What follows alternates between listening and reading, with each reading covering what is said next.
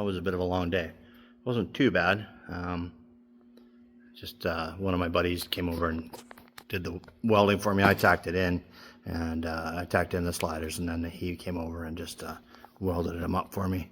So it was just had to wait for him, so there was a bit of wasted time there. Not a big deal. It is what it is. Pulled the engine off the engine stand tomorrow afternoon when I get back from, I got a couple of meetings in the morning. When I get back in the morning, I'm going to drop that in, and then we're going to bolt the transmission to the ass end of it, and put the headers in there because we've got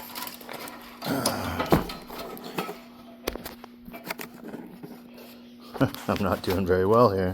There, I've got I should have had the box open. I wasn't thinking that I was going to do this.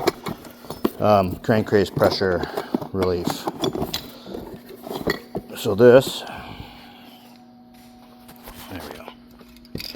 So that gets welded into your header like that, and then this goes into the front of the valve cover like that, and then you connect them with the hose, and then this here is a one-way valve, so any pressure just goes out into the exhaust, and Bob's your uncle. So that should look after any excess crankcase compression or pressure in there.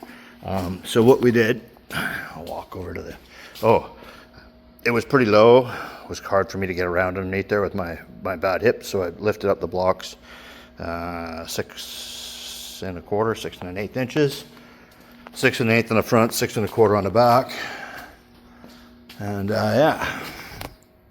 So there you go. They're all welded in. I got them mounted. I lubed up everything. I used that lube right here. That stuff right there. It's green silicone. So that's welded in, and then I took, when I was tacking them in, I took this plate, I put it up in between there, and that held this parallel with the spring. And that spring should be pretty straight anyhow.